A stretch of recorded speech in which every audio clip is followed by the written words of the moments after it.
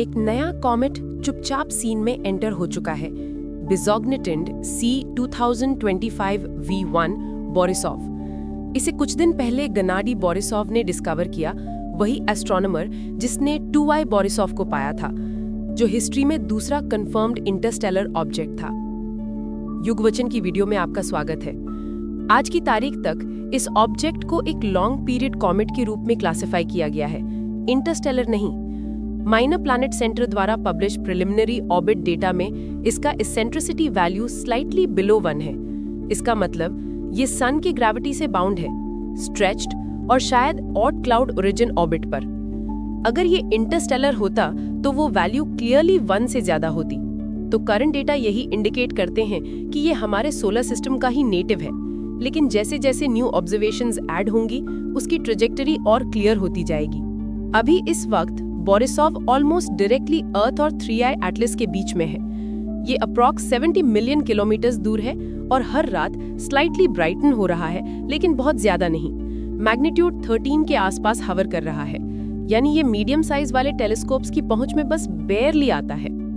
इसका ऑर्बिट इसे ecliptic plane के नीचे से नीचे ले जाता है और फिर उसी को क्रॉस करते हुए ऊपर सन की तरफ स्विंग करता है, जहां ये नवंबर 16 को पेरिहीलियन हिट करेगा, थोड़ा सा कम than half an astronomical unit.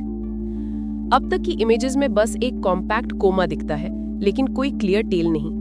इस बिहेवियर का बोरिसोव का स्ट्रेंजली 3I एटलस जैसा फील देता है, जिसने फिर से एस्ट्रोनॉमर्स को पजल कर दिया है, क्योंकि इसने सन के करीब स्ट्रॉन्ग एक्टिविटी दिखाई, लेकिन कोई ड्रामेटिक टेल नहीं। लेट अक्टूबर में अपने क्लोज सोलर पैसेज के बाद 3I एटलस ने इंटेंस सोलर स्टॉर्म्स और रेडिएशन फेस की। नॉर्मली इसी टाइम पर एक कॉमेट को स्पेक्टेक्युलर तरीके से फ्लेयर करना चाहिए था, लेकिन नई पोस्ट पेरिहीलियन इमेजेस में दिखता है ऑब्जेक्ट इंटैक्ट है, उसकी ब्राइटनेस मॉडल से हाई है और फिर भी विजिबल डस्ट टेल गायब है। इससे ऑनलाइन स्पेकुलेशन बहुत बढ़ी, लेकिन साइंटिस्ट सजेस्ट कर रहे हैं कई पॉसिबिलिटीज, जैसे एक डस्ट पुअर कॉम्पोजिशन या आउटगैसिंग डोमिनेटेड बाय ऐसे गैसेस जैसे कार्बन डाइऑक्साइड जो ऑप्टिकल लाइट में इनविजिबल होते हैं, या सिंपली ये कि व्यूइंग एंगल ऐसा है कि टेल अर्थ से छुपी हुई है। और अपकमिंग ऑब्जर्वेशंस जो ESA का जूस करने वाला है, वो हेल्प करेंगे ये रिवील करने में कि इस इंटरस्टेलर विजिटर में और उसके आसपास एक्चुअल में हो क्या रहा है। इसी बीच ground based data already hint कर रहा था कि उसके बिहेवियर में कुछ शिफ्ट आया है। सन के करीब पहुंचने से कुछ दिन पहले अक्टूबर 29, 2025 के आसपास साइंटिस्ट ने कुछ रिमार्केबल नोट किया। 3I एटलस ने अनयूजुअली बहुत ज्यादा ब्राइटिंग दिखाई और ये हिंट्स भी आए कि शायद इसका कलर भी चेंज हो रहा था। उसी समय सन के फार साइड पर मैसिव सोलर फ्लेयर्स और कोरोनल मास इजेक्शंस एक्सप्लोड हो रहे थे और 3I एटलस ठीक उसी स्टॉर्मी एनवायरनमेंट से गुजर रहा था। और भले उन फ्लेयर्स ने उसे कोर्स से नहीं हटाया, उन्होंने साइंटिस्ट्स को एनालाइज करने के लिए बहुत रिच डेटा दे दिया।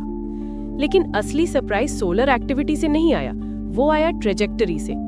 पेरिहीलियन के बाद जब JPL ने उसका ऑर्बिट फिर से रिकैल्क किया तो डेटा सिंपल ग्रेविटी से परफेक्टली फिट नहीं हो रहा था। इस डिविएशन को एक्सप्लेन करने के लिए नासा नेविगेशन इंजीनियर डेविड फार्नोचिया की टीम ने मॉडल में 2 नए पैरामीटर्स ऐड किए, A1 और A2। अगर आपने इनके बारे में पहले नहीं सुना तो ये स्टैंडर्ड टर्म्स हैं जिनकी मदद से हम वो टाइनी परसिस्टेंट एक्सेलरेशंस डिस्क्राइब करते हैं जो कॉमेट्स और एस्टेरॉइड्स पर एक्ट करते हैं नॉन ग्रेविटेशनल इफेक्ट्स की वजह से, जैसे सरफेस से निकलती गैस जेट्स या एक्सट्रीमली रेयर केसेस में कुछ और अननोन फोर्सेस। और 3I एटलस के केस में दोनों टर्म्स नॉन जीरो निकले। फार्नोचिया के लेटेस्ट फिट के अनुसार ऑब्जेक्ट को एक स्मॉल पुश मिला अराउंड कुछ 100 किलोमीटर पर डे स्क्वायर्ड सन से दूर की डायरेक्शन में, और सेकंड वीकर पुश ऑर्बिट के अलोंग साइडवेज डायरेक्शन में। ये सुनकर ये ह्यूज लगता है, लेकिन कॉस्मिक टर्म्स में ये माइक्रोस्कोपिक है, डिटेक्टेबल सिर्फ प्रिसिजन ऑर्बिट फिटिंग से। फिर भी इतनी टाइनी शिफ्ट का मीनिंग क्लियर है, कोई फोर्स इसे पुश दे रही है।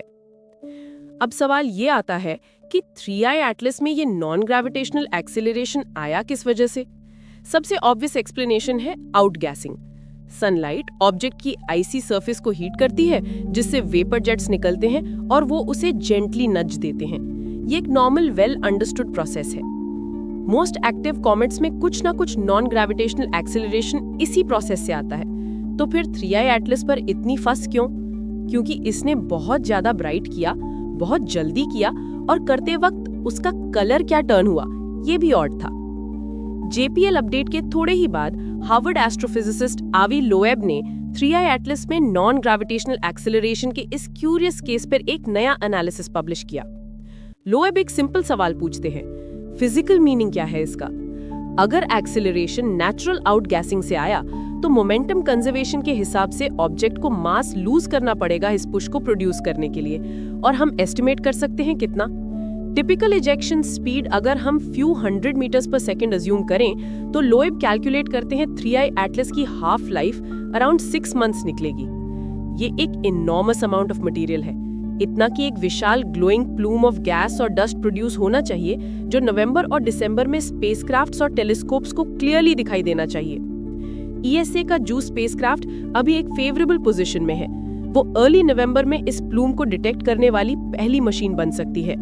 बाद में दिसंबर 19 को जब 3i एटलस अपने अर्थ क्लोजेस्ट अप्रोच पर होगा, तब hundreds of ground based telescopes, साथ में हबल और जेम्स वेब टेलीस्कोप्स, सबको मौका मिलेगा इसे देखने का। अगर वो प्रिडिक्टेड मास शेयरिंग देख लेते हैं तो ये स्ट्रॉन्ग सपोर्ट होगा नेचुरल आउटगैसिंग एक्सप्लेनेशन के फेवर में। अगर नहीं तो फिर कोई और फैक्टर इस मोशन को ड्राइव कर रहा है। रिसेंट में एक टीम ने सितंबर और अक्टूबर में स्टीरियो ए और गोज 19 ऑब्जर्वेटरीज द्वारा ली गई इमेजेस को एनालाइज किया। डेटा ने दिखाया इसकी ब्राइटनेस नॉर्मल से कहीं ज्यादा फास्ट राइज कर रही थी, अप्रॉक्स 7 टाइम्स ज्यादा स्टीप, जितना एक typical comet sunset distance change पर दिखाता है।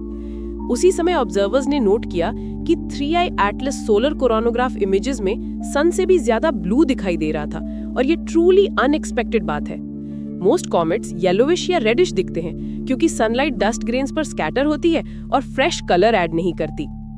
Persistent blue shade usually indicate करता है glowing gas emissions, not just dust reflection. Loeb 2 possibility suggest करते हैं। पहला, प्योरली नेचुरल, हो सकता है हम आयनाइज्ड कार्बन मोनोऑक्साइड की एमिशन देख रहे हों जो 16 अल्ट्रावायलेट रेडिएशन में ब्लू ग्लो देता है। दूसरा, थोड़ा स्पेक्युलेटिव, कि ऑब्जेक्ट में किसी तरह का इंटरनल पावर सोर्स या हीट प्रोड्यूसिंग मैकेनिज्म हो सकता है। लोएब क्लेम नहीं कर रहे हैं कि ये सच है, बस इतना कह रहे हैं कि डेटा को इसलिए डिसमिस नहीं कर देना चाहिए क्योंकि वो हमारी एक्सपेक्टेशंस चैलेंज करता है। लेकिन एलियन इंजन हेडलाइन से पहले देखें एक्चुअल में हमें पता क्या है। JPL डेटा क्लियरली दिखाता है कि मेजरेबल नॉन ग्रेविटेशनल एक्सेलरेशन है, छोटा है लेकिन है।